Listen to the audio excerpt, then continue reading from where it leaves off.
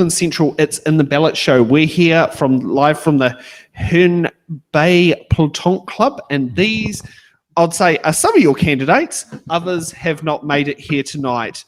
But with every election, as we usually say, there's one thing standing in every candidate's way, and that's your vote.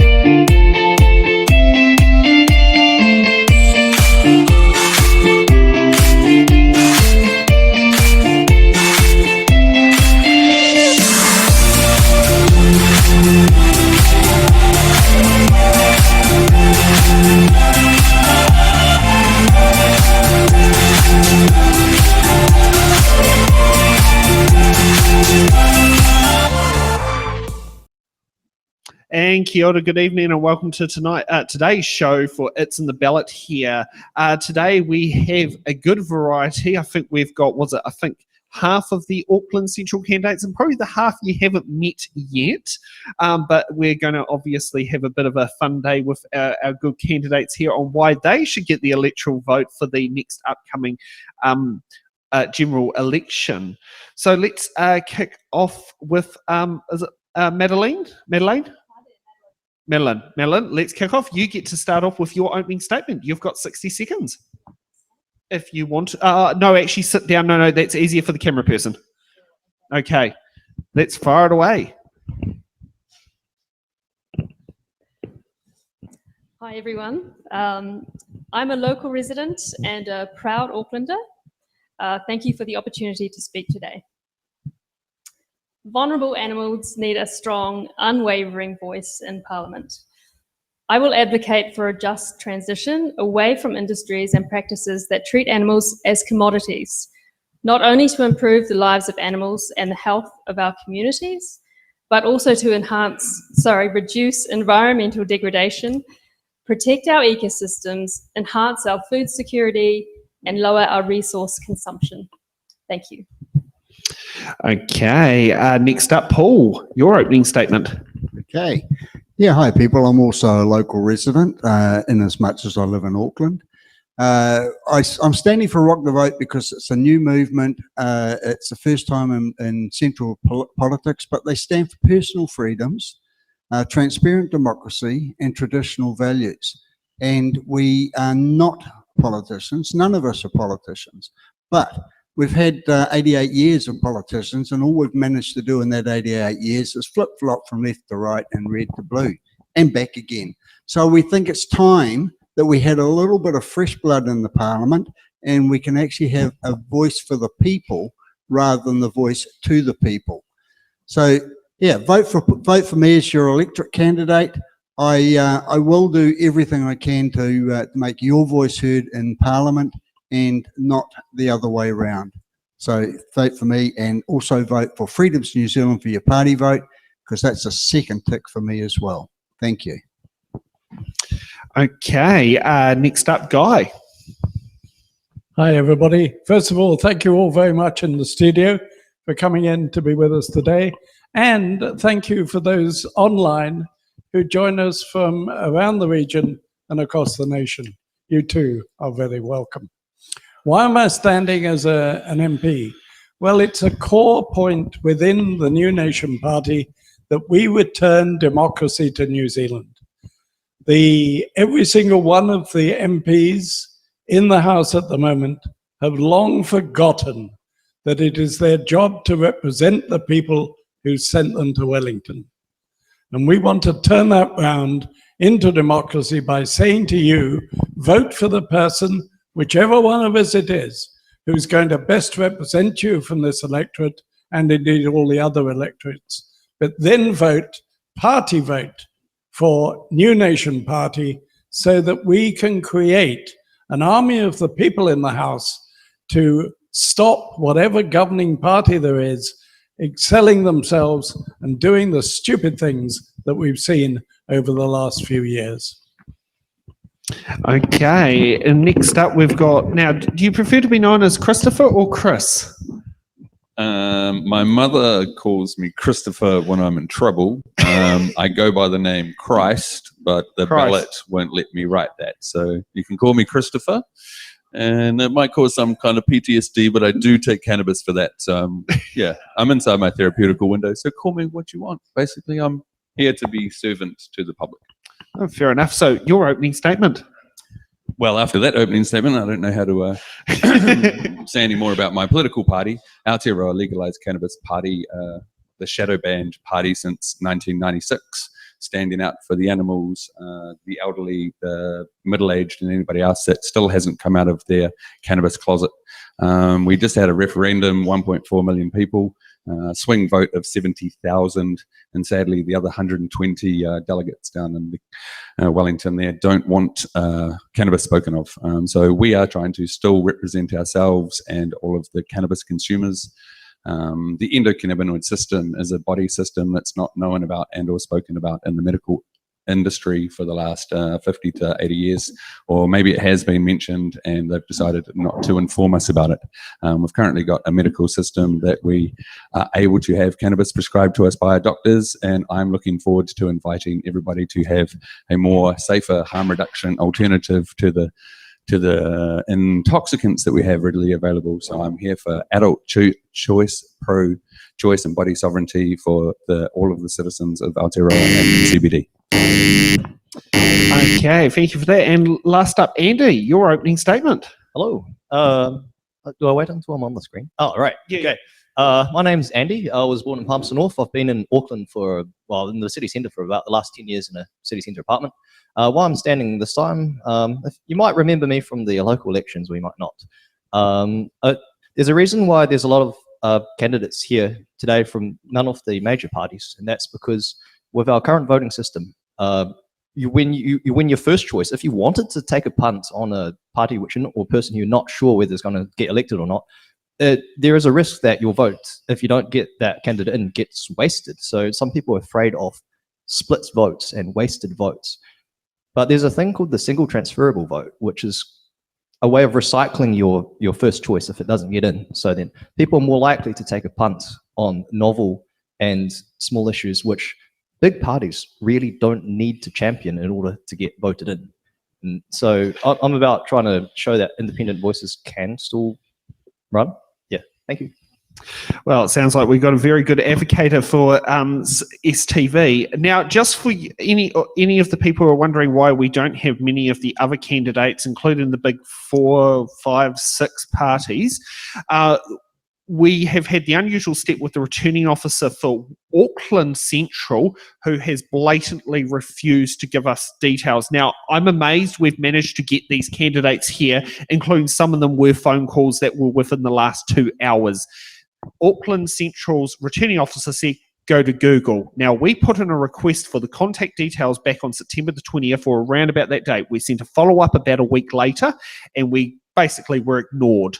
Other areas, a good example is on the 16th of September, we put in a request for Remataka Electorate, Rongotai, Wellington Central, and all of those ones gave us the details, no hassles whatsoever within 24 hours, and had the means where we could sit there and deal with it.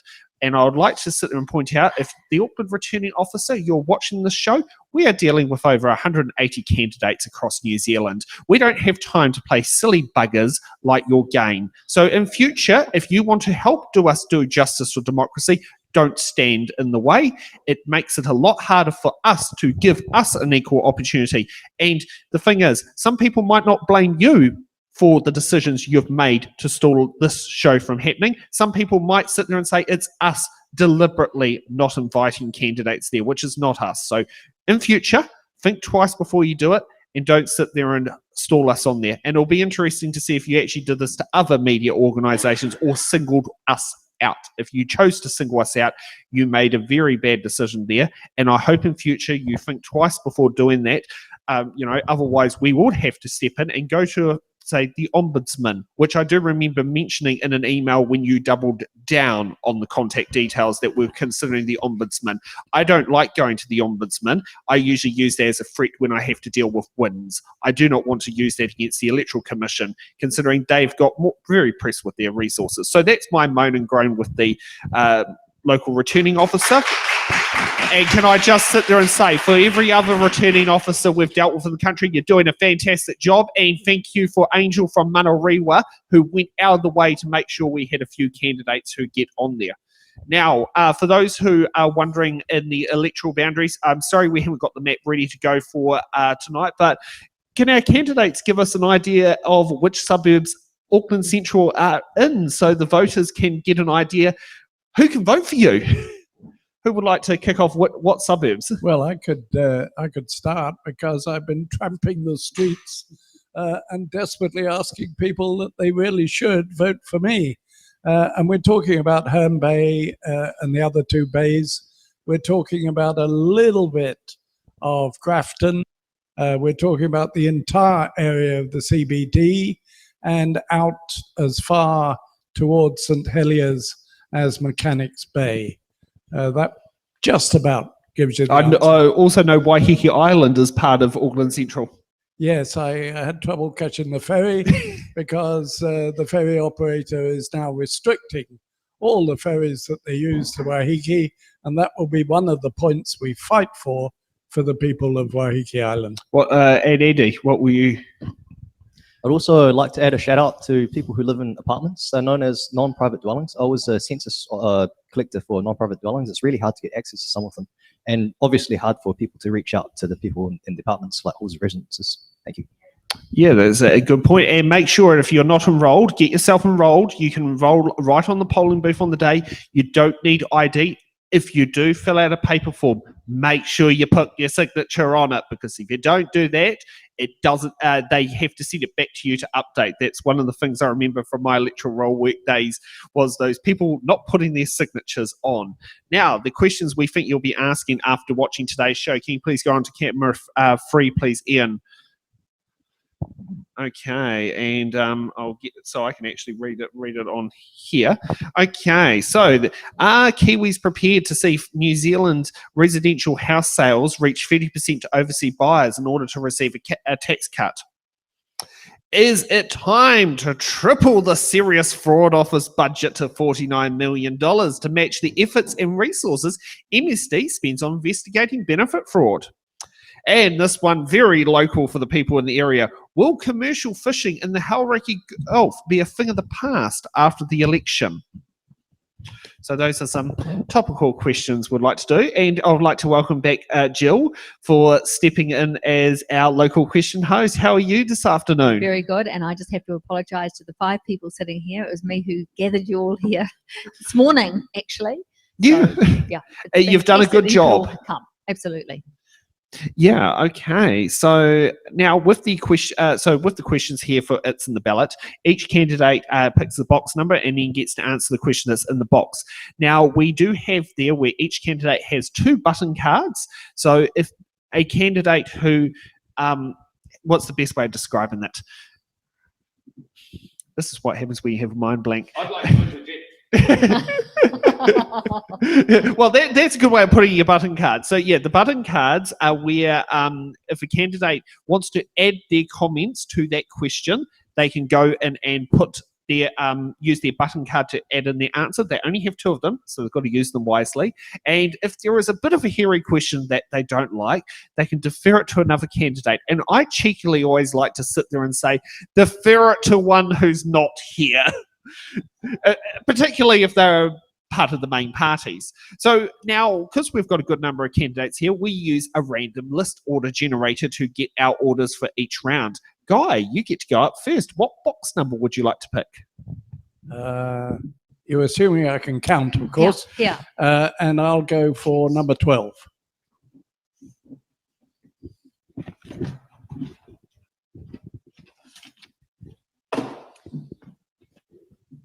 We have letter U. what is your policy on tackling New Zealand's obesity problem? Well, there's a considerable amount of answers I could give to that. We need to look at the cause of it. Part of the cause is people going for sugary drinks. Part of the problem is people excessively eating, and I mustn't mention a fast food company, but there's no doubt it adds to obesity. At the end of the day, it comes back to two things: education and cost of living. Thank you. Yes, I've got 26 seconds to go. The problem of cost of living is that people go for the fast food outlets because they simply can't afford anything else. We will make sure that if you earn less than 100,000, the first 25,000 is entirely tax-free. That'll give you another $250 a month to buy some decent food. Thank you. Can I just butt in for a second? If all candidates, and I know you didn't get much of an induction today because of the time, but if you could butt in probably after the candidate has actually answered their question. So now would be a good time for you to butt in. No. You do it at the end. It's not like Parliament with a point of order. Right. They have their minute. You show your card. And could you all please surrender your cards under your chair so we know that you've had your cards. So we have a button from Andi. Yep. Well, first of all, what's being said is all right. I'd just like to share my experience when I went to, I was in Hotel Waterloo in Wellington recently when I went to referee at a fencing competition. Now, I went with a friend and I got a bunch of scallops the day before, and I was shucking the scallops in the shared kitchen area of the Hotel Waterloo. And so there was about 20 scallops in the sink. And there was an elderly, kind of rough-looking man, possibly Māori, and he was cooking his dinner. And his dinner was a bunch of 2-minute noodles with nothing else. So knowing that vegetables are very important for your health, I just gave him some scallops, which was nice, and he gave me some bread. But that was his dinner, just 2-minute noodles. So I was brought up in a household where we eat food. Vegetables was a big part of our diet. There was a study in some recent year which said that lutein is a necessary prerequisite for your brain's health when you're young and when you're old. And they found the effect stacks with omega-3. Basically, you're not as intelligent and you don't process things as quickly if you don't have lutein in your diet. And one major source is vegetables. And so there was a study, it's called Lutein Across the Lifespan, if you want to look that up on Google. And so I'd like to say more availability of green vegetables would be really nice. And one thing which could be a way to get at is less urban green spaces which can't be eaten and more which can. Yes, thank you. And we have another two buttons. So we'll go for you, Paul, first. Okay, firstly, we recognise that personal health is a personal responsibility, and the education around a good healthy eating, a good healthy physical regime, for example, it actually should start in the family. But because the family, that education has not been passed on from generation to generation, our school system has actually failed those families in the very first place.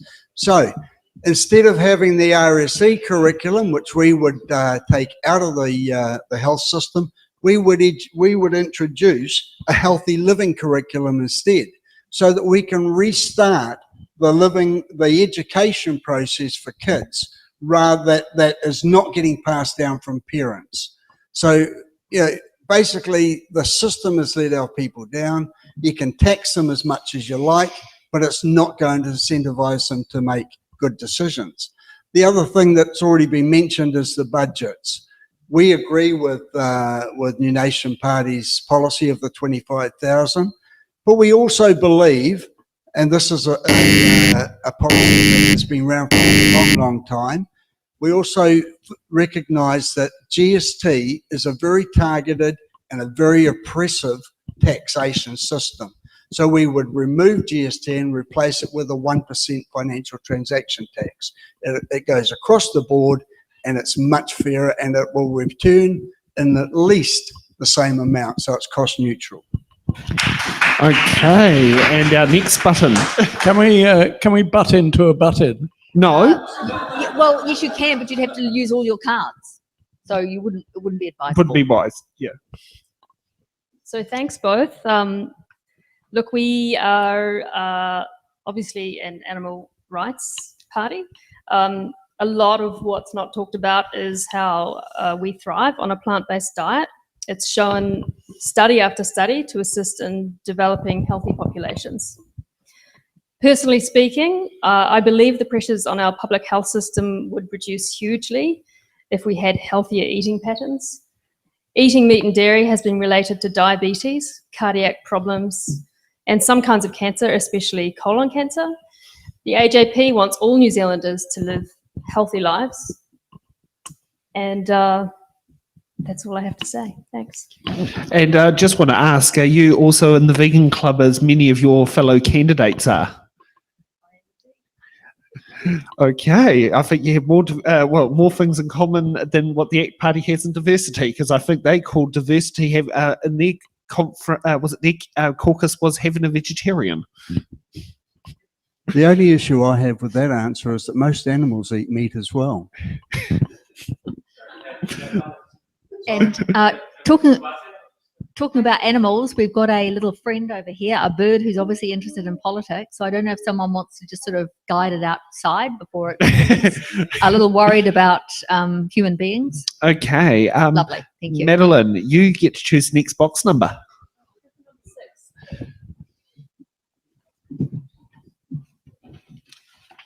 We have question K for kilo. What is New Zealand's biggest challenge, and what is the key policy your party is using to respond to it? Thank you. Speaking personally, I wish more voters prioritised a more compassionate, non-violent and sustainable world.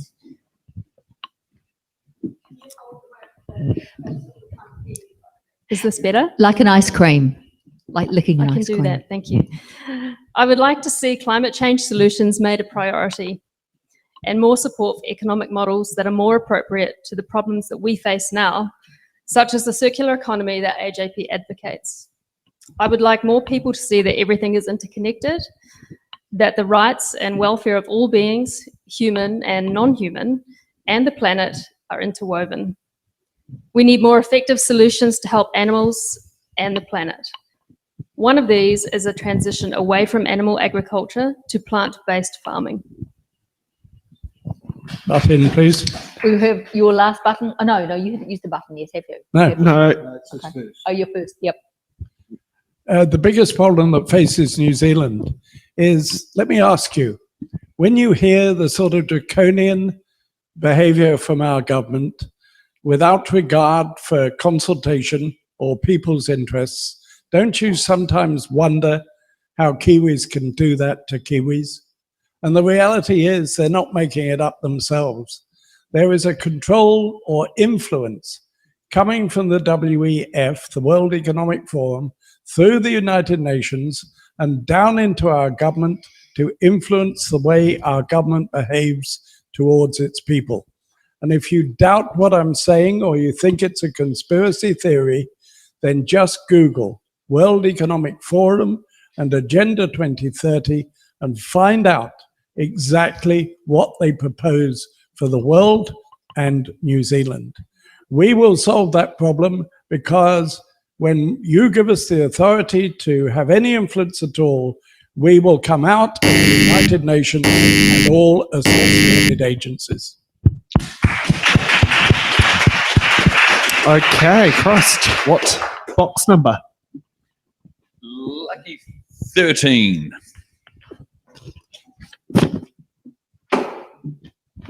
We have letter F for Foxtrot. Current information from overseas indicates that vaping is not a healthier option to smoking. Children of primary school age are becoming addicted. What is your party's plan to address this health concern?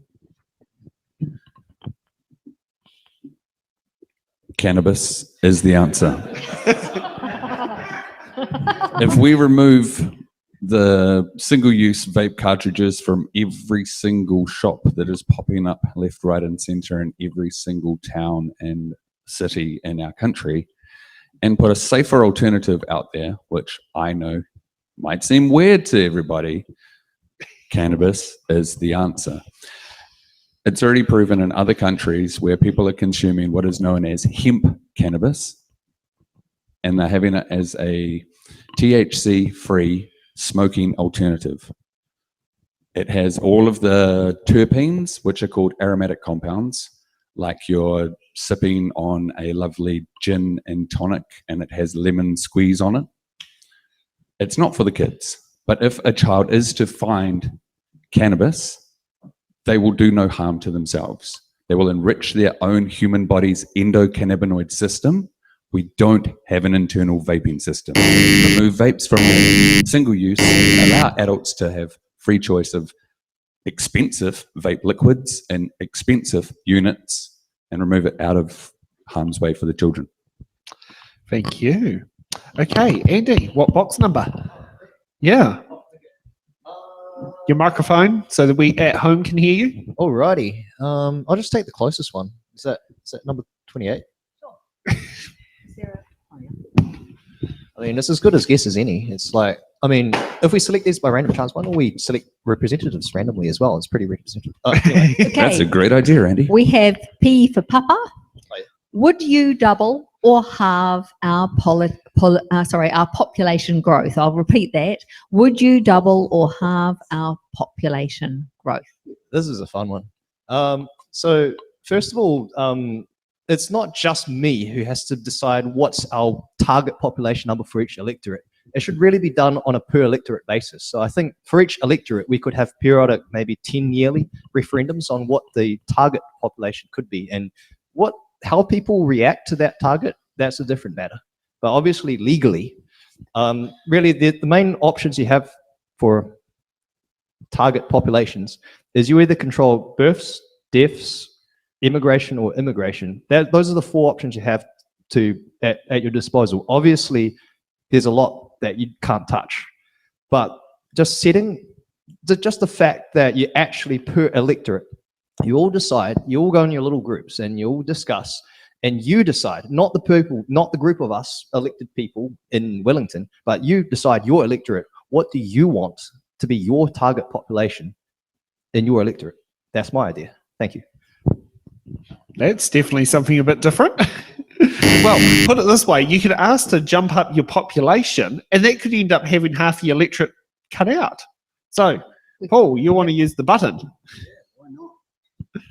Look, at the end of the day, our population is way out of control as far as the infrastructure that we have in place to cope with it. But the decisions around immigration is not being made by this country. I agree about the United Nations, and I want to talk about one particular thing from the United Nations, and that's the Compact for Safe, Regular and Orderly Migration.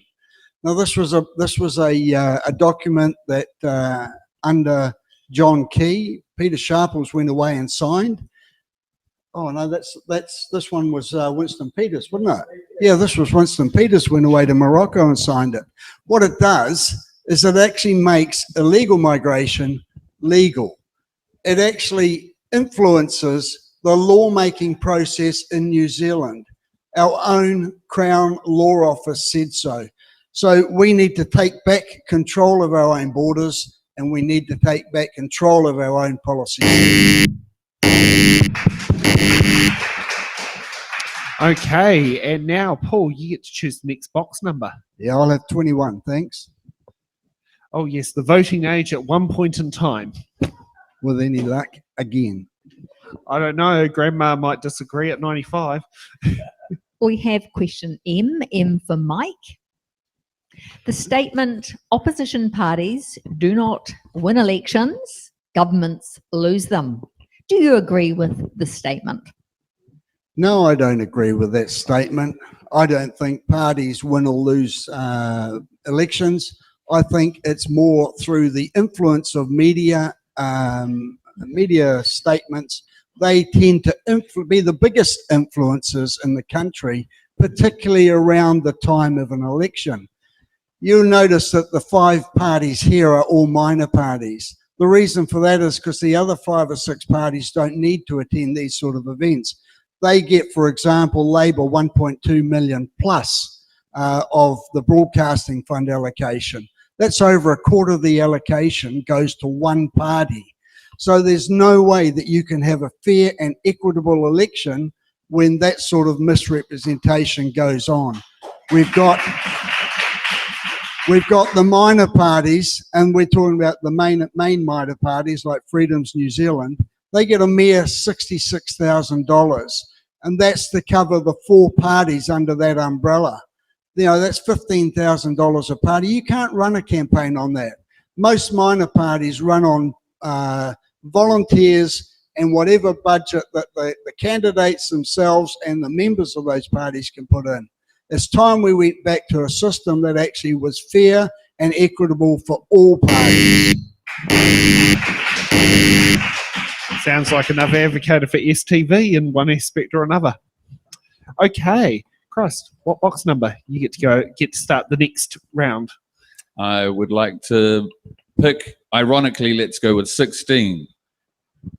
What's special about 16? Well, at that age, your child can go out and get a tattoo Oh, with parental consent. just like marriage. So, Christopher, we have question L for Lima. The Prime Minister, Chris Hipkins, said that no one was forced to get the COVID vaccine. Do you agree with that?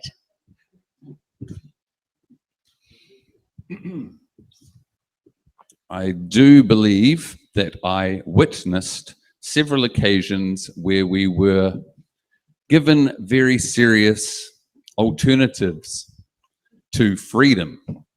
We were required, suggested, implied, and every other terminology known to the human man, where we felt obligated and genuinely concerned for our fellow citizens by having to do what our elders ask.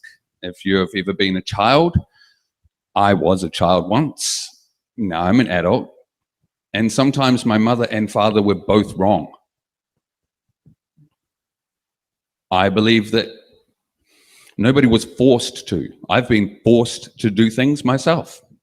And I tell you, there's serious repercussions when you get forced to do things. So I believe he is probably true in his legal statement. He's probably had legal advisory to tell him that nobody was forced to get to any form of COVID vaccine. God bless, one love. Okay, next up, Paul. What box number? I'll have a go at 18, thank you. Nobody wanted to butt in on that one. That was a pretty good one. I know. So, Paul, we have question C for Charlie. How are you going to address the cost of living crisis? Okay, we believe the answer to the cost of living crisis is around the taxation system. As I've said before, we recognise that the taxation system is targeted, it is oppressive, and it is designed to keep people at the bottom of the heap. So we agree that the taxation system needs to be fair in that the first 25,000 should be tax-free. We believe in income splitting. We believe that a parent who is looking after a child is doing an important job in society, if not more important than a lot of the ones that people get paid to spend 40 hours a week at. We also believe that GST is an oppressive and unwarranted taxation. And as I've said before, a financial transaction tax, because the corporates don't pay GST on most of their income. The Taxation Act, for example, is a huge document, but only the first 5 pages are about the actual information of the act. The rest of it is about exemptions. So it's about being fairer to the people at the bottom of the pile and lifting them up rather than bringing everybody else down. Now, just before we move on, can you explain income splitting, especially to our younger voters who probably don't know what income splitting means? Okay, income splitting assumes that you have two parents. So one parent is bringing the children up at home and is not in what we would call gainful employment. Mind you, I would disagree with that statement in itself. So that parent is staying at home. The parent who's out earning an income, that income, let's say $40,000 a year for the sake of a simple number, $20,000 of that would get attributed to the person that's working, and $20,000 would be attributed to the parent that's staying at home looking after the child. That way it keeps you in a lower tax bracket and stops the income earner from entering into the next tax bracket. So that's pretty much how it works. Thank you for that. Okay, Madeleine, what box number would you like to pick?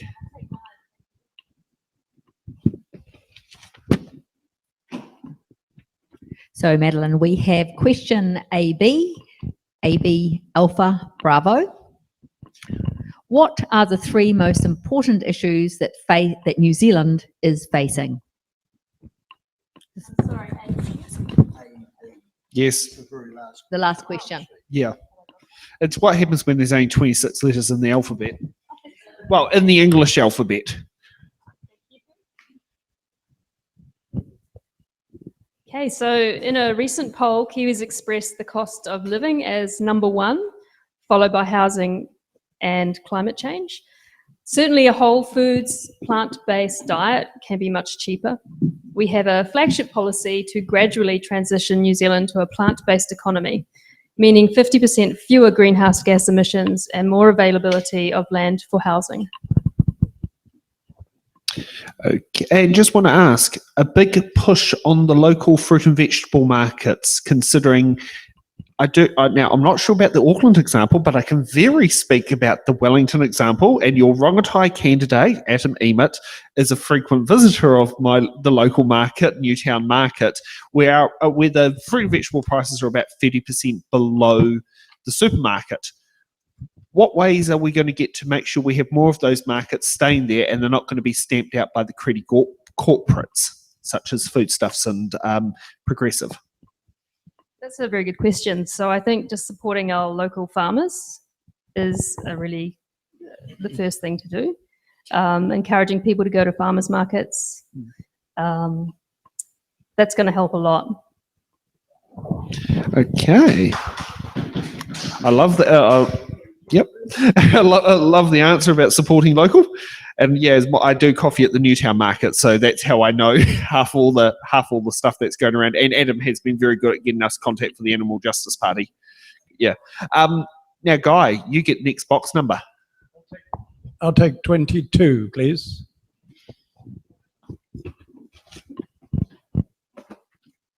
Okay, Guy, we have R for Romeo.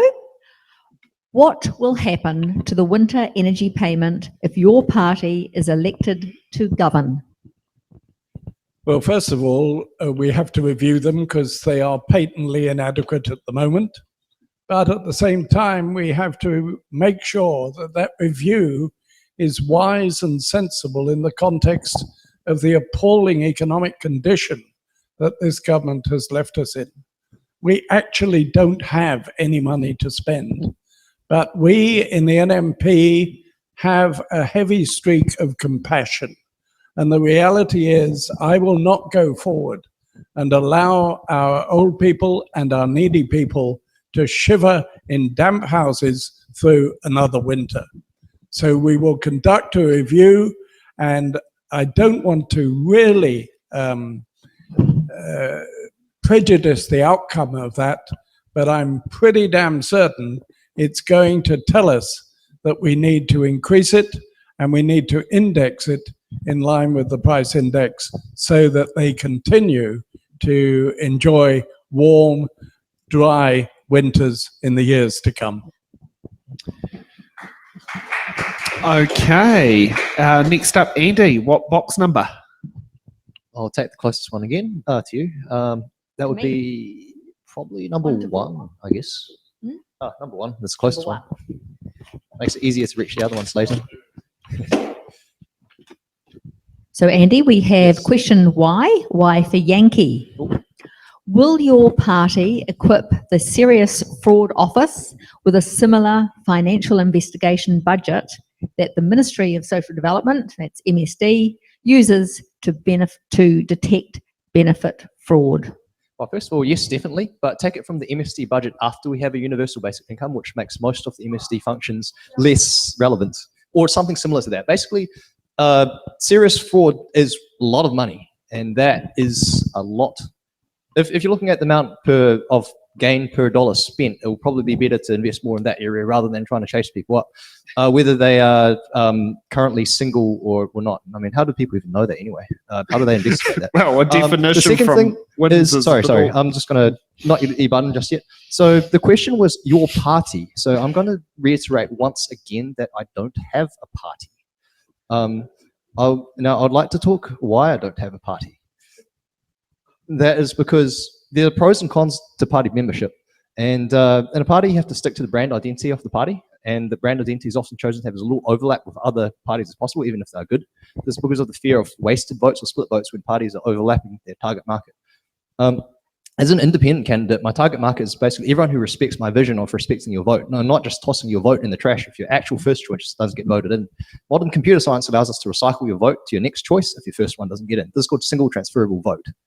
Can I ask why any other candidate, why none of them and no party yet has tried raising awareness for single transferable vote? Even Palms North has single transferable vote. And so if you want to sign the referendum that I made for Auckland, it's in my Linktree bio in my Instagram profile. Yeah. Thank you. And just for those who might be wondering, a definition of a relationship according to Wins can be as far as what do you call it, a marriage certificate by one case manager's definition and 2 Tinder dates, possibly by another, or even as far as to your brother visiting you and saying hello as being a caring sibling. So that is how extreme our relationship definition is by work and income, depending how the case manager on the day determines it. This is how your tax is spent. Yeah. Now, were you about to put on the button, Paul?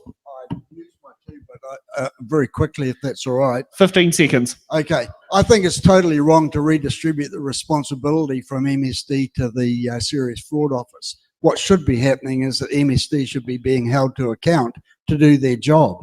If they need restructuring, if they need re-educating, if they need restaffing, then that's what you do. You don't pass the buck to another I don't think company. that question was intended for that reply. It was more of saying the fact that the Serious Fraud Office budget is $14.5 million a year to investigate serious fraud, while at the same time we spend $49 million a year to chase benefit fraud.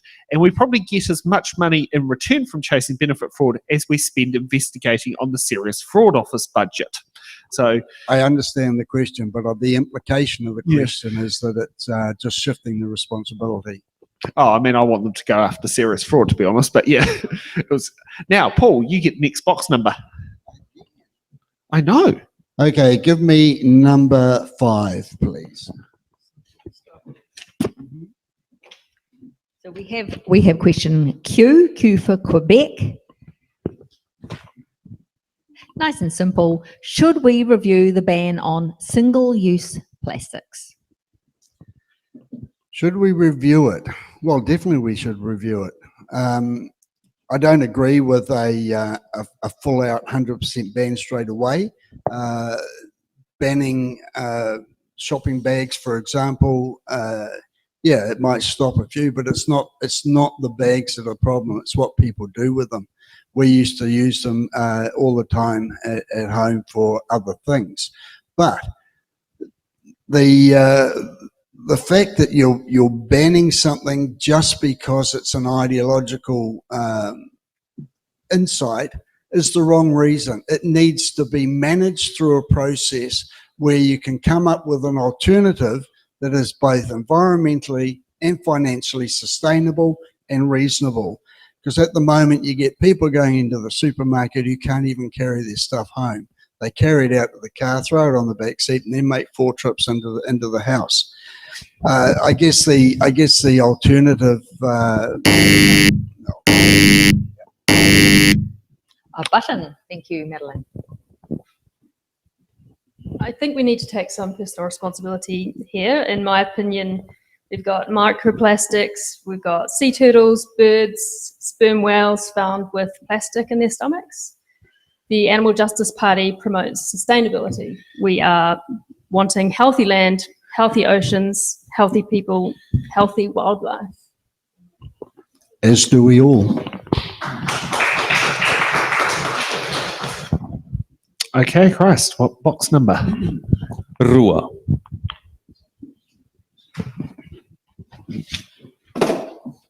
So, Chris, we have question X for X-ray. Do you think that transgender females should be able to compete in women's sports? It depends on what the definition of a transgender female is, and nobody can come up with the definition. So, as a trained martial artist that does Brazilian Jiu-Jitsu and Taekwondo with both males and females, I can assure you that what you've been given by God in your reproductive organ does and doesn't place you in a position to do athletic sports.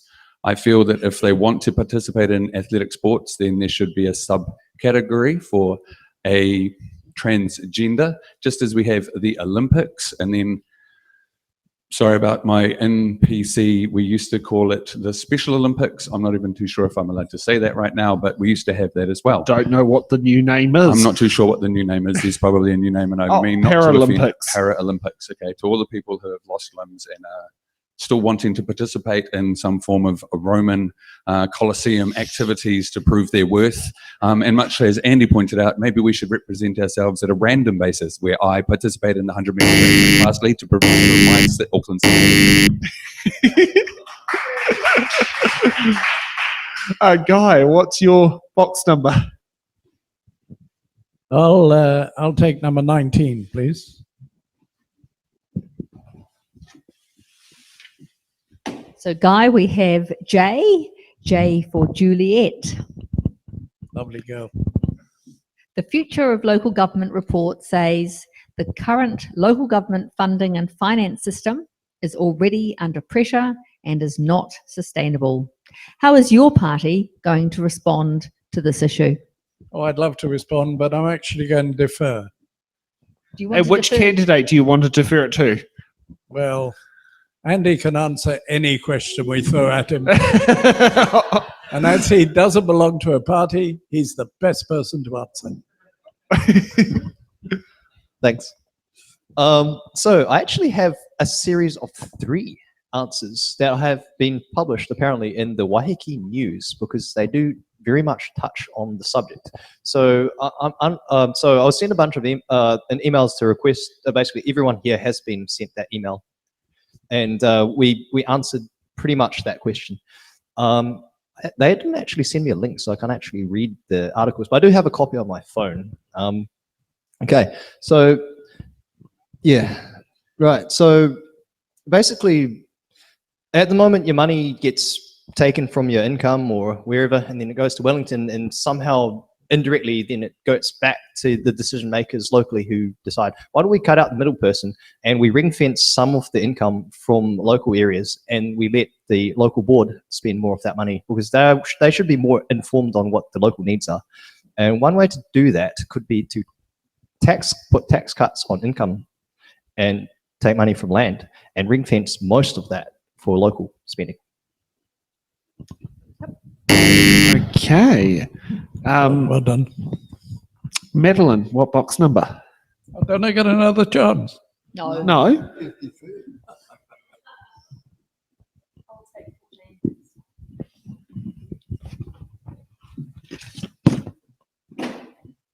So, Madeleine, we have N for November. The farming sector is being negatively impacted by overregulation. What will your party do for the farming sector to assist them to deliver positive environmental outcomes without adding more regulation? That's an excellent question for the Animal Justice Party. We owe a huge gratitude to our farmers, and the AJP definitely honours everything that they've contributed to the nation. We believe that in the 21st century, there are more progressive options than farming animals for food, though. Our flagship policy is to support a transition to a plant-based economy, again, addressing the 50% of greenhouse gases that come from farmed animals. Okay. So, button for Guy. Okay, it is absolute nonsense and a travesty of justice that this government should have placed so many restrictions upon our farmers. They produce enough food to feed 40 million people across the world, and we have 5 million. It is a valuable export that brings us an enormous amount of foreign exchange. The reality is that the emissions that come from New Zealand across the board are 0.07% of the emissions that come out of the world. And therefore we are grossly overacting and trying to push our government into a position of world dominance by worrying about it. We will repeal the Zero Carbon Act. We will destroy the emissions tax, and indeed we will return all, or we will repeal all the restrictions that this government has placed on our farmers so they can get back to doing the job they know so well.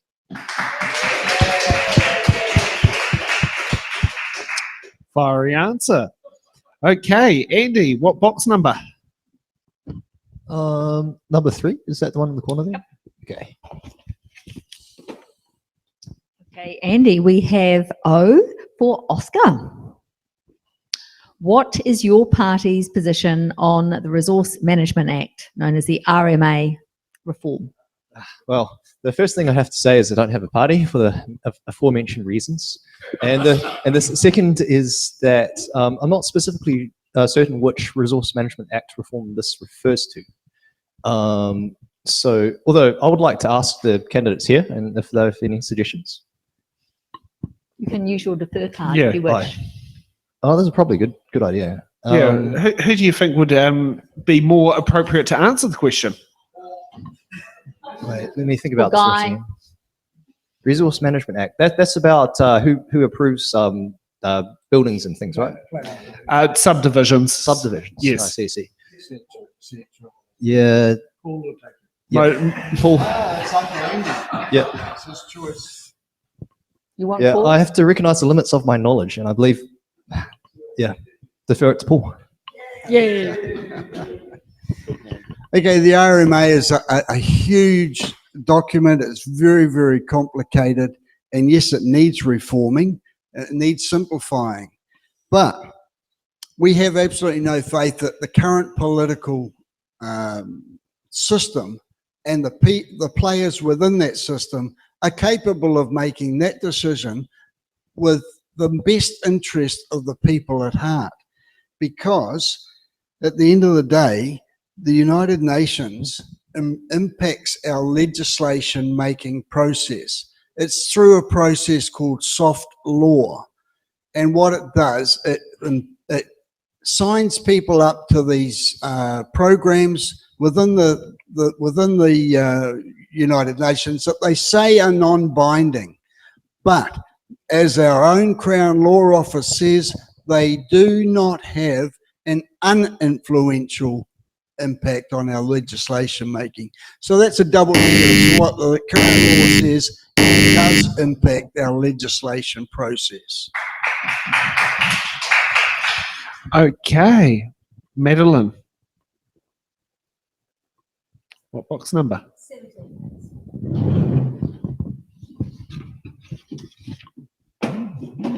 So, Madeleine, we have ZZ for Zulu. Does your party agree with a policy that prioritises some ethnic groups for medical procedures over others? Thank you.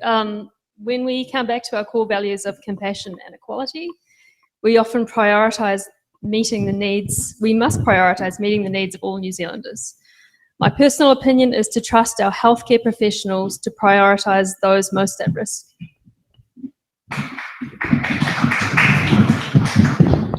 Okay, next up, Christ. What box number? I'd take number 10, please.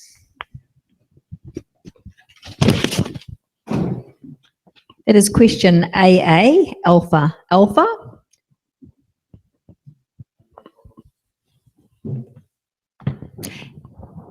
Oh, I put a different one. AA. Alpha Alpha. In what ways can New Zealand lead the world?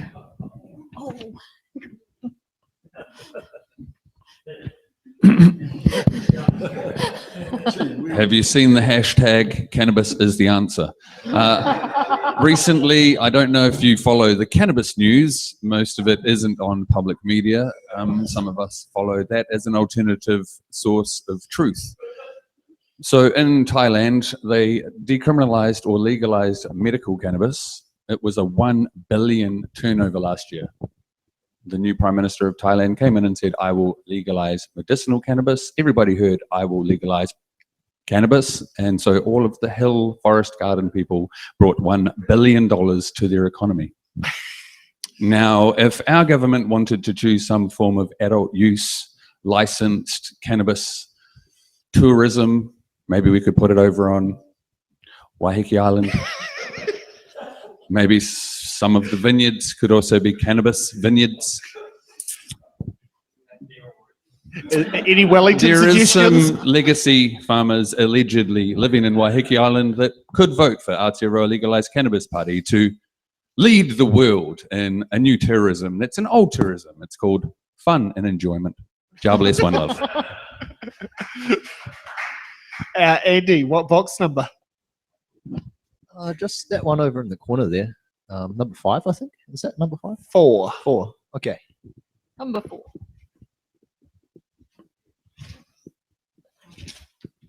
Okay, Andy, we have T for Tango.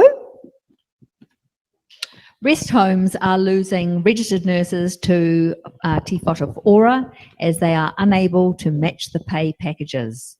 Do you think that pay packages for registered nurses should be equitable across all sections of healthcare?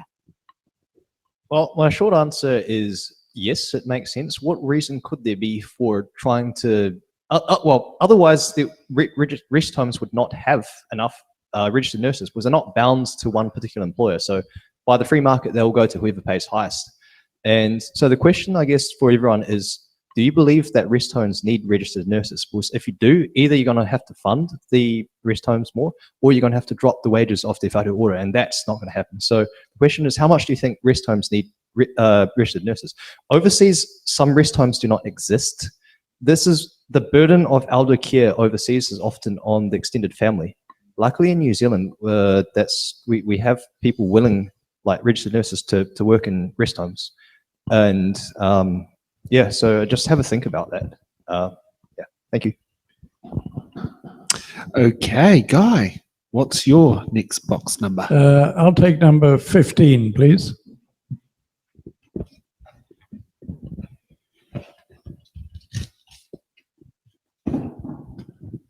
We have E for Echo.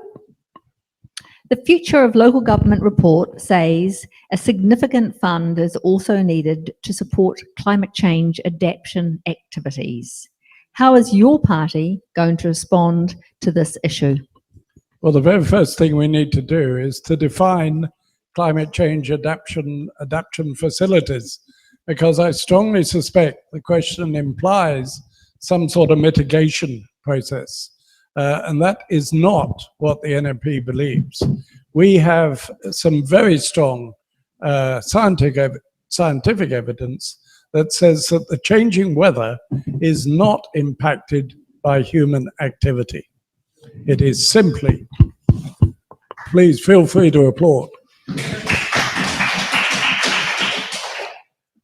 Therefore, what we should do is we should take each particular area and decide how much we need to spend to ensure that we protect the population against the ravages of changing weather. Here in my electorate, we suffered from flooding. and therefore we should shore up, no pun intended, we should shore up the defences against floods to ensure that we don't follow the ridiculous rhetoric that's going on. We concentrate on protecting our population against the ravages of climate change. Okay, and Paul, your box number. I'll take 27 if it's still there, thank you.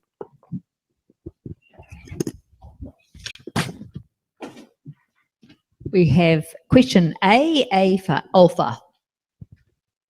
Over the past few years, New Zealand has suffered from many forms of division. How would your party reconnect people and heal the divide so we are a united country once again? Okay, this is a great question.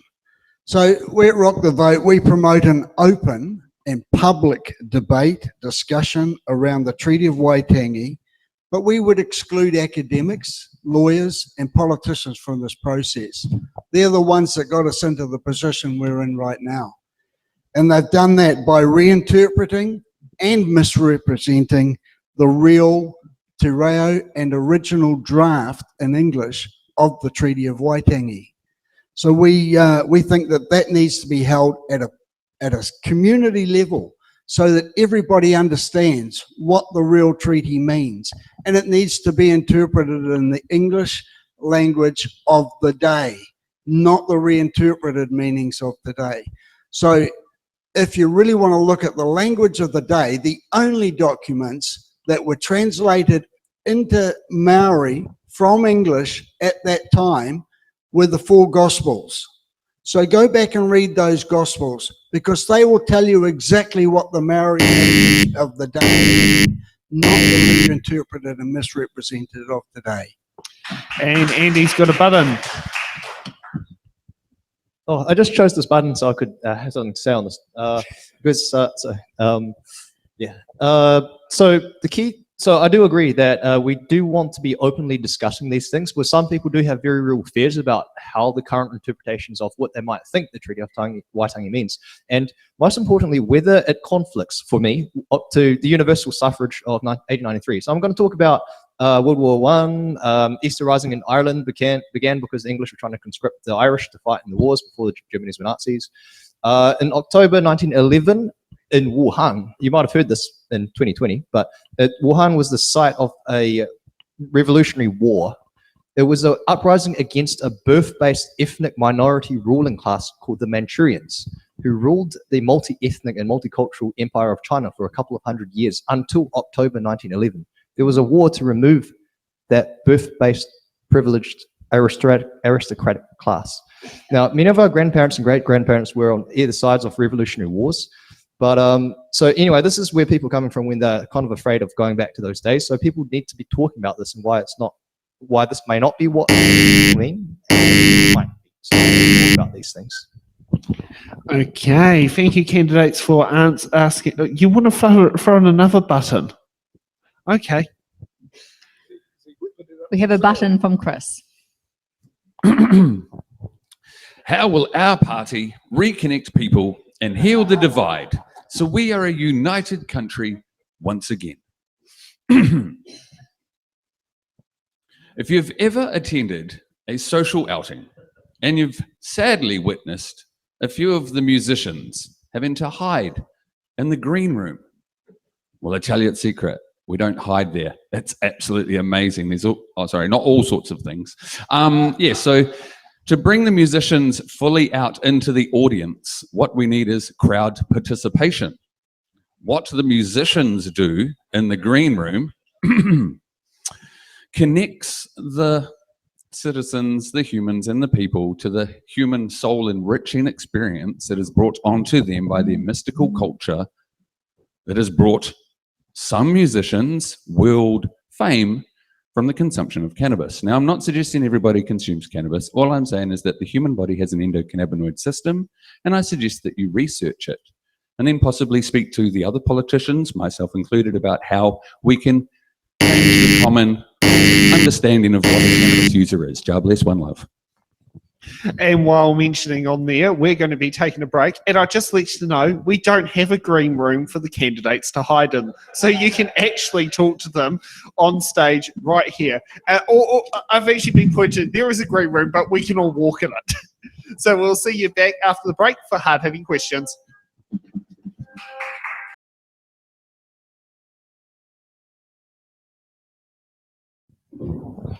And welcome back to It's in the Ballot. Now let's get ready for hard-hitting questions.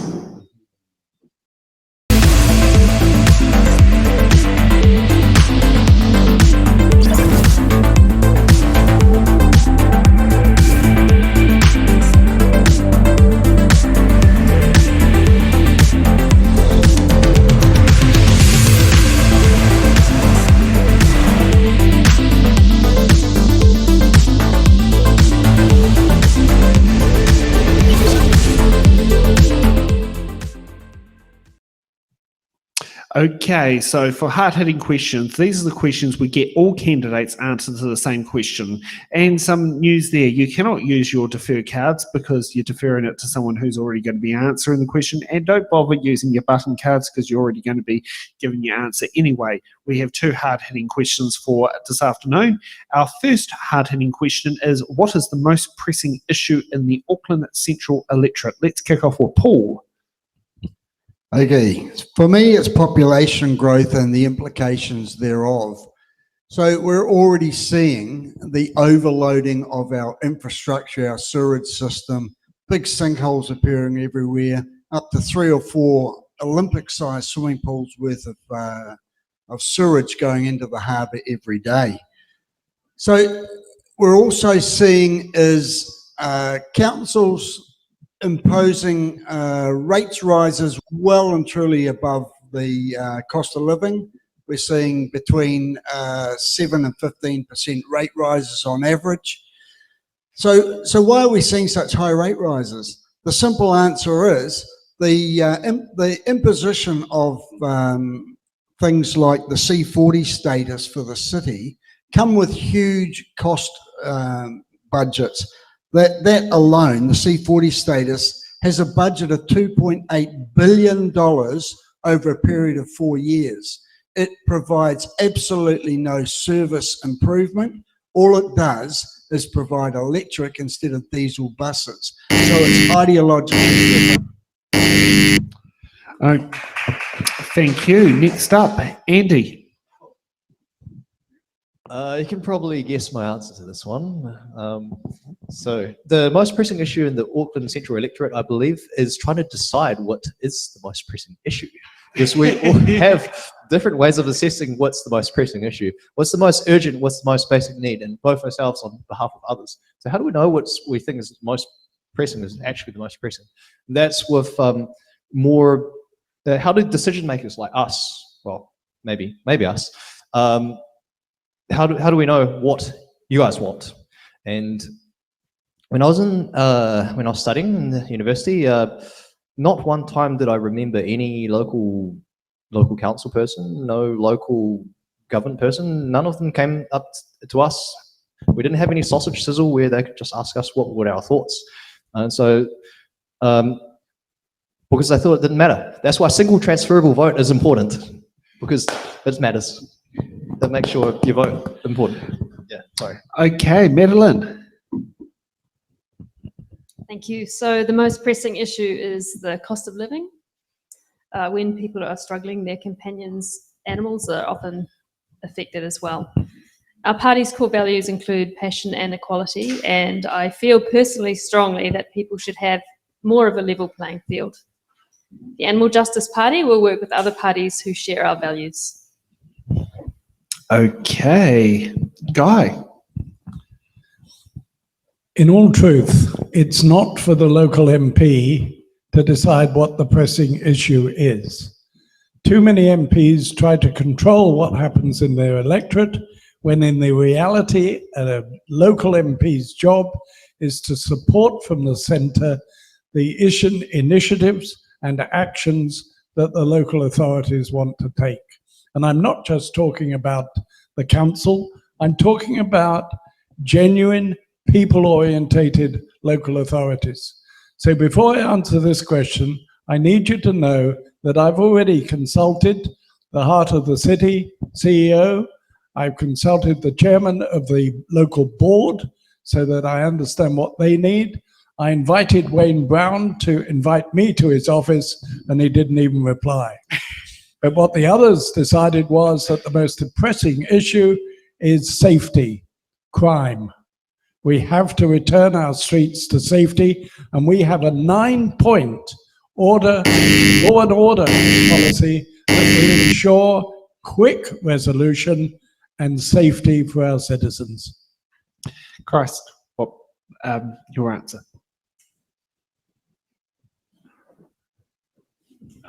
What is the most pressing? Your microphone would be helpful. Sorry, ladies and gentlemen, we are just back from a 420 smoker break, Ironically, yeah. just outside of my therapeutical window. Now, what is the most pressing issue? Probably awareness about your therapeutical window. Those in the Auckland Central are not aware that they have an endocannabinoid system, nor that they have a therapeutical window. And when you take too much cannabinoids in the wrong quantitatives, you may have an increase in pain. You might have an increase in anxiety. You might feel a little bit too sleepy and not able to answer the questions. And that's why you need a little bit better about education on cannabis. And if I am elected in the Auckland Central, I will bring CBD to the CBD, and I will also be bringing THC as a safer alternative to the current markets of prohibition of the freedom of rights to drink in the streets and have a liquor ban at the beaches. So I will encourage the local cities to increase liquor bans and liquor places and smoking bans and smoking places where we adults can have a non-secretive spot for us all to socialize in private and in public, bringing more awareness to the fact we need CBD in the CBD of Auckland Central. One love. Thank you for that. Yeah. Sorry, this is what happens when you end up cracking up laughing through the whole thing as being the host. It's difficult to get on to the next step. Okay, so hard-hitting question number 2. Central government increasingly communicates... Oh, have we had guys one? Yes, we did. Yeah. No, sorry. Stacey just sat there and said to me, yeah. I'd like to say no, but the answer is yes. Central government increasingly communicates with citizens via emails and text. Therefore, non-computer literate visit libraries for their assistance in changes to central government practices and legislations impact local communities, which councils are expected to deliver without funding. Do you believe that central government should form partnerships with councils to deliver central government services? If so, how should these partnerships be funded? Let's kick off with Andi. Everyone in the local council was elected locally. They're not list MPs. I should also point out that, I don't need to talk about what list MPs and electorate are, but so we trusted these people to be in our council, and we local people elected them to represent our local needs. So why don't we trust them with a bit more of our local money that we generate? So I would definitely be supportive of ring fencing some of our tax revenue. Whether that includes a restructure of the tax system is a different question, but I would like to point out the previous 2 tax working groups suggested some changes. Labour only took some of them. National only took the recommendation to raise GST to 15% and totally ignored the other recommendation. So the Opportunities Party did kind of pick up on some of this, and they did propose something back in 2017, but I'm not sure anyone remembers. But if we adapt some of that and say part of that funding, that ring fence some of that money which should have gone, which has gone to national central government, and put it for local government to use, that would make sense, wouldn't it? Okay, Madeleine. So we primarily focus on animal welfare and environmental sustainability. However, I believe central government funding to support local councils should prioritise sustainability, equality, and improving animals and human lives. Funds can be allocated based on the idea that you can't put a value on doing the right thing, and improving lives should be a top priority of government spending. Okay. Christ. Your answer. Yes, I do believe that the central government should form a partnership, because obviously we need some form of top-down, bottom-up, top-up-down communication, because we don't want them to dictate to us, but we need that partnership. If you've ever been in a partnership, hopefully it swings both ways or mutually beneficial.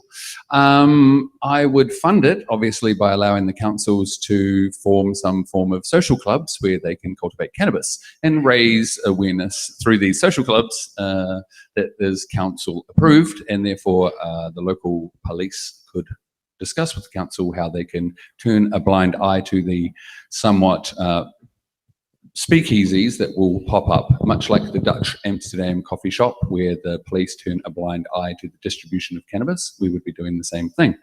That would help us fund the mental health awareness problems by giving people the ability to talk openly to their doctors, openly to each other, without some form of police incarceration. I believe that the funding from that would obviously help not only the co-governance of the relationships and moving forward with every single element that is to do with politics and the entire country. So yes to co-governance and yes to cultivating good community spirit together with cannabis. I wonder how much of that was prepared by Michael Appleby, but I love it. Okay, next up, Guy. There are a couple of hidden questions actually within the question. There is the situation, first of all, where people who don't use the internet, how can they make their feelings felt? How can we best represent them? Well, if you send me down to Wellington as your elected MP, every other week on a Saturday, I will open my office. My electoral officer will run a diary, and I will be willing and very keen to have everybody come in and give me their views on the local situation so that I know what they want. The trouble is that the parties that exist at the moment, the candidates go down to Wellington and they become under the party whip, and therefore they lose the opportunity to do that for their electors. Within the NMP, we will have no party whip to allow each candidate to work hard on the issues of the people of their electorate. It sounds like we might be returned to the British system where voting takes 10 minutes instead of 30 seconds by the sounds of that. That would be cheeky. Okay. Paul. Okay, so we don't believe that there should be partnerships between central government and local government. They're two totally different entities. They both have totally different responsibilities and totally different service provision requirements. But that said, the reason we don't believe that there should be any partnerships is because central government tends to devolve its responsibility without commensurate remuneration. But they also devolve the responsibilities inferred upon them by external organisations like the United Nations. Auckland is the only council in New Zealand that has C40 status. Now, I've already talked about C40 and the budget of $2.8 billion over 4 years, but that's an unfair burden on ratepayers. The provision of climate remittance, for want of a different term, is not a ratepayer funded responsibility. Okay, now we're getting off to my favourite time of the show. The question will be, if elected, what will be the first members' bill you put into the biscuit tin? Now, every non-executive member can put in a member's bill, and there have been some very interesting ones over the years. A very controversial one that made the news was Sue Bradford's anti-smacking bill. There was Nando's, how do you say his last name, the one that headed the dreadlocks? Yeah, his one was the waste minimisation bill, which actually forced councils to separate their rubbish that can be recycling to reduce what went to the tip. there's been a couple. Oh, there's been many members' bills that have gone through the House. We could spend all day talking about them, but no, we don't want to do that. We need to hear what candidates' members' bills will be. You get 2 minutes to describe what your member's bill and why and what the functions of it to work. And we'll kick off with Andi.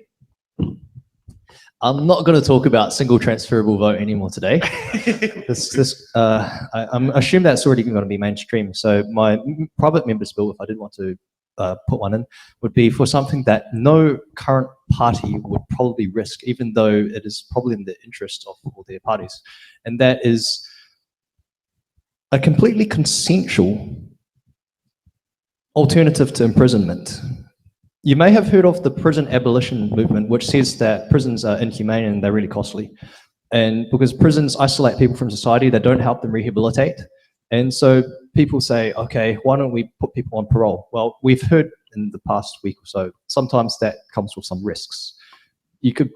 So how do we mitigate those risks? How about I propose something that you may have heard before? It's called Botox. Botox? How does this even have anything to do with anything? Okay, so I was at this scientific conference thing, and they were talking about how to correct patellar maltracking. That's your kneecap. If it gets pulsed to one side or another, it hurts your leg. If sometimes it's caused by one quad being stronger than the other, so you can inject it with Botox to weaken it, and then it makes the other one stronger, and then it corrects it. Now, Botox is completely reversible. The muscles recover afterwards. How about we offer as an alternative Botox injections to the legs as an imprisonment alternative, as it's a possible parole thing. If the defendant, if the prosecution, if the jury, if the judge, and if the defendant's parents and grandparents all agree that it's an okay option, why don't we give them that option? It's a consensual thing. It's their freedom to choose. So, does anyone in the audience have any questions about this idea of Botox to your legs as a potential consensual alternative to the current parole methods? I want to know, how long does each treatment last? Okay, so in answer to your question, so there was a scientific thing that was presented in the Auckland Bioengineering Institute. So basically, I'm not 100% sure because I can't remember, it was a couple of years ago. But basically, they already did this trial. They have established safe dosages for Botox in your quads to correct patellar maltracking, and it wears off. Yeah. It wears off. It's better than the historical alternative, which was actually permanently crippling people. You've definitely got us all talking. Yeah. So that's my private members bill, other than STV, because I don't think it's going to be a private members bill, because I think by the time I get into Parliament, it's probably going to be a mainstream thing. Okay, next up, Paul. What will be your first members bill you put in the biscuit tin? Okay, for me, the very first one is binding citizens-initiated referendum and the 100-day voter veto rule.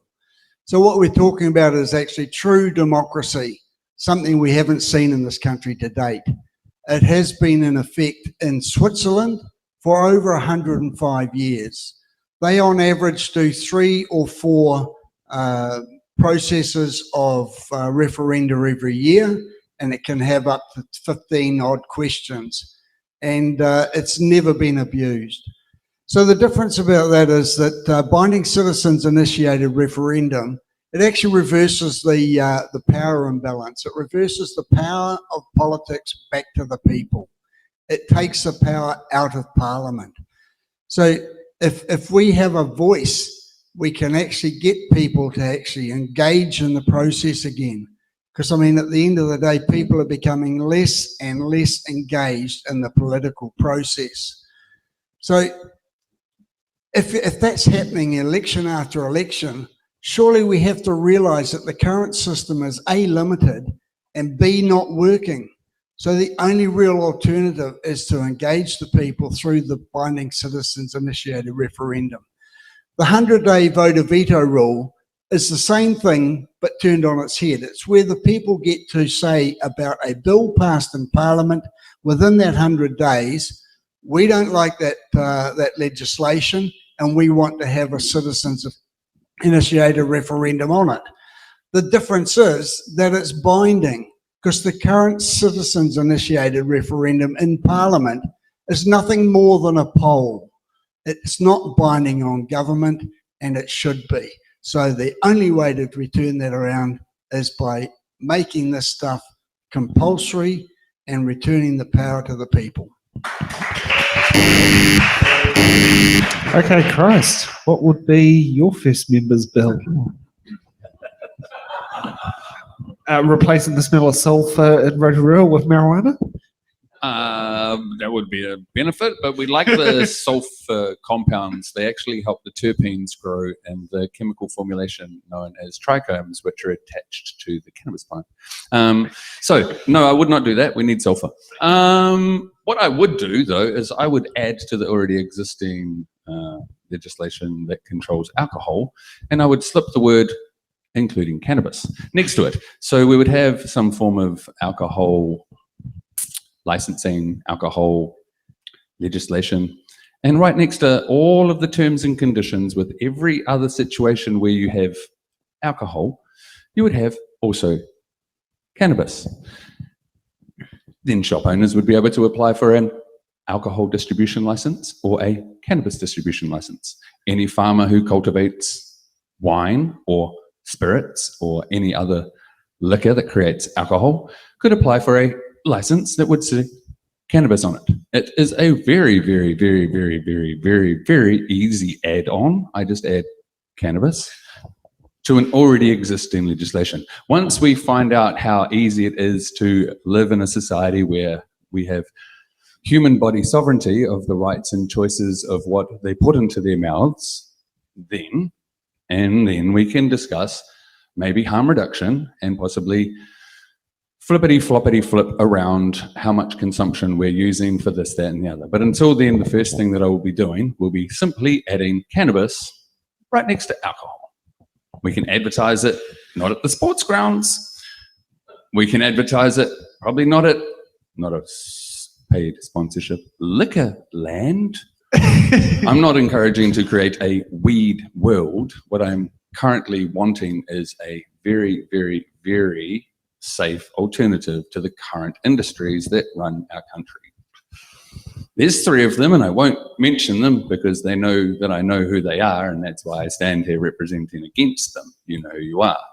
I want to take it away from big pharma and give it back to little farmers so that we can heal all of our people.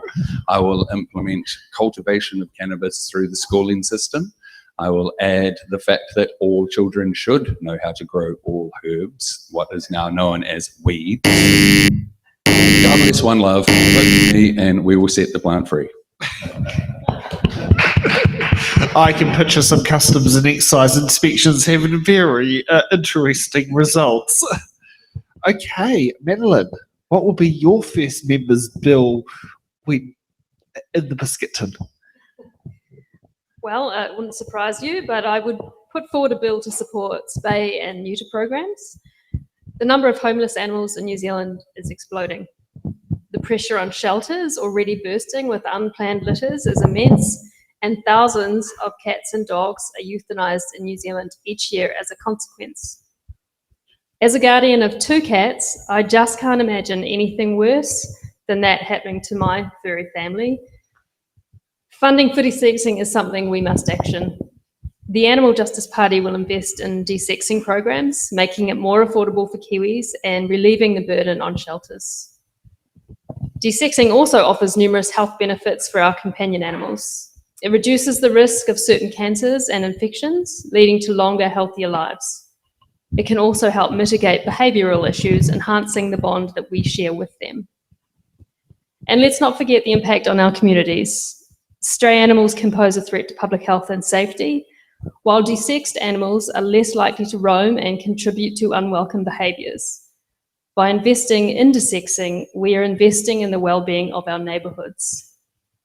In conclusion, funding for spay and neuter programs is a step towards a brighter future for our pets, our communities, and our nation as a whole. Thank you. Okay. Guy. Well, I'm reminded, of course, that a private member's bill is just that. It is the view of a private member. And I do actually have 6 private member bills in my briefcase, but I believe the very first one should be one that delivers to the people as they have told me they want. And therefore, my first private member's bill will be to introduce a royal commission to look at the behaviour of elected and unelected principals during the so-called COVID crisis. And it will not be the same as the current government have introduced by the same name.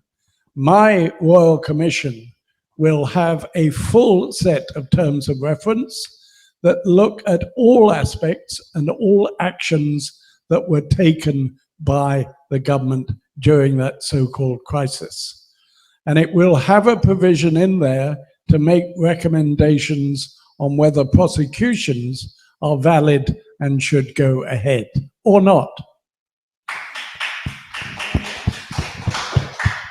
And lastly, I will make sure that that Royal Commission is both fair and seen to be fair, because I will have it run by 3 foreign judges who have no responsibility to the jurisdiction of this land and can deliver to you all a fair and just outcome.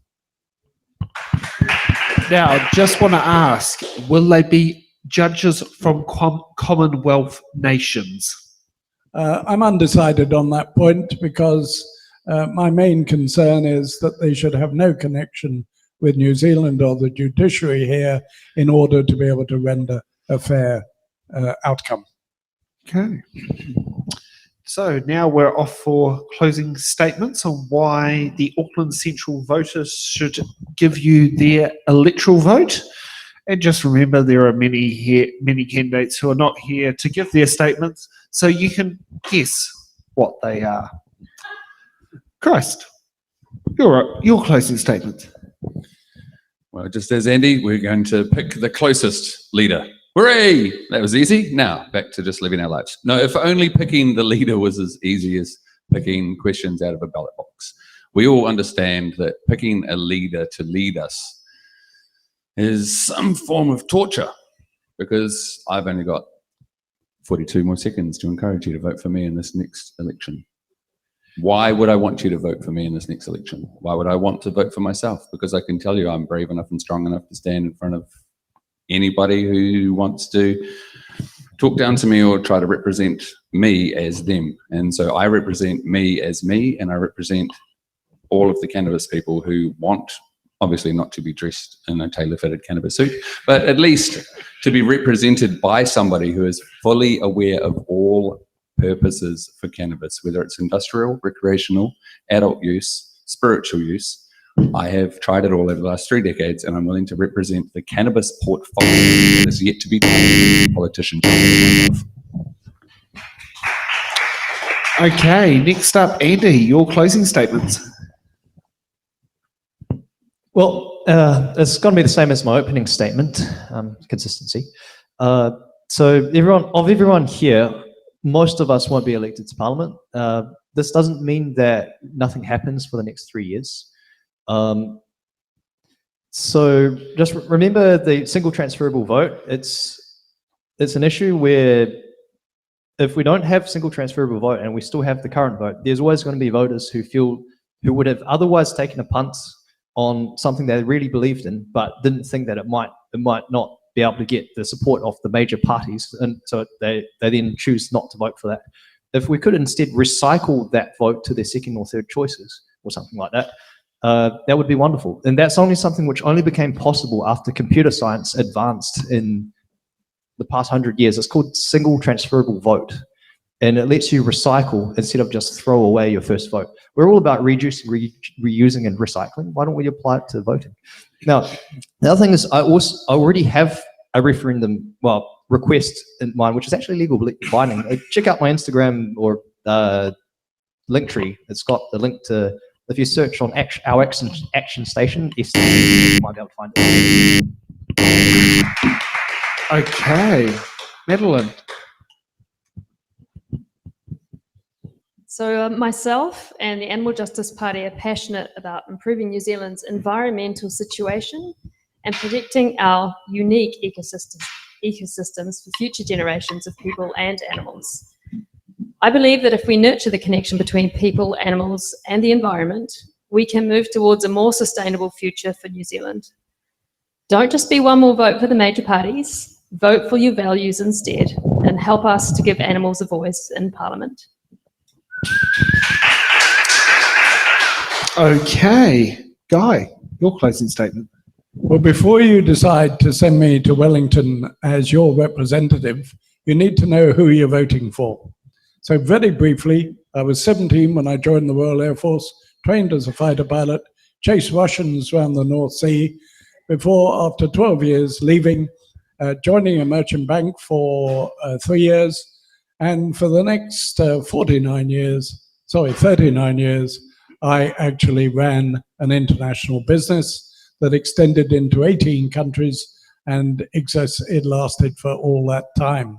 So when you're considering whether I'm a worthy person to send to Wellington, I have international experience. I am used to solving problems across different ethnicities, and we have lots of those in this electorate. I know how to resolve disputes, and I know how to listen to the people and represent their views, because that's what I've been doing for half a century. Send me to Wellington, I'll do that for you. And Paul, your closing statements. So a vote for me and for Rock the Vote through Freedoms New Zealand and Rock the Vote is a vote for a party that believes in personal freedoms and traditional values and accountability within government. Those are values we don't see in the current political system. We're a grassroots movement rather than a political party. So me, I'm an aircraft engineer by trade.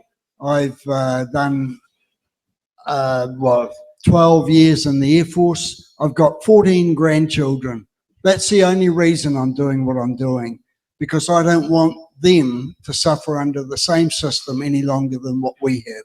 We can change the way things are done. We can bring accountability back to Parliament, and we can make people more engaged in the process, and they can have more of a voice in the process. All you have to do is vote Rock the Vote, Paul Davie, and Freedoms New Zealand Party vote.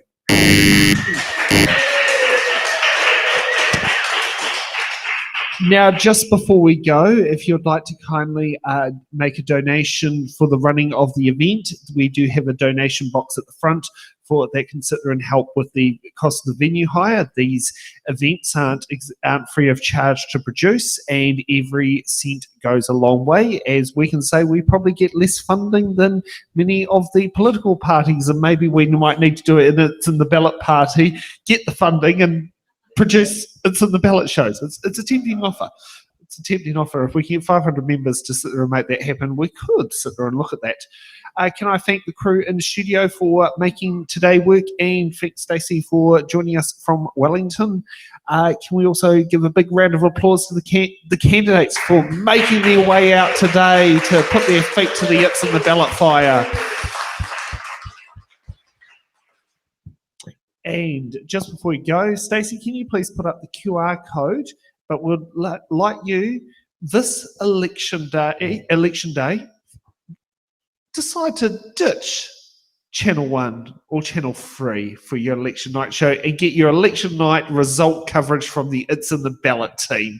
So if you can scan the QR code on there, and that will take you through to Eventbrite, where you can get your online tickets that we get emailed to. They're free of charge, but it's just a way of sending you a nice, lovely little reminder. You can see some of our highlights, and we're going to sit there and hear around the country from the real people, not from the political bigwigs that have got a satellite dish streaming out the show from there.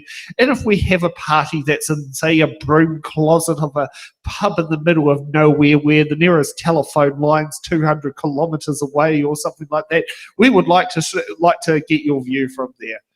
So please do that. We will be back tomorrow for our Mangakiki Electorate show. If you'd like to be there in person, feel free to go up there, and thank you for putting the information on screen there. And we also have the Pakaranga show on Monday night. So we'll look forward to that. And thank you to our audience for taking the time to watch the show. And thank you for making a Wellingtonian feel very welcome in the city of, I think, I used to call it house sales, but I think they've overly ballooned a bit now, and very interesting rates bills. So, depending, you can add your own twist to what you want to add to that. So yes, thank you for watching, and we'll see you tomorrow. Good night.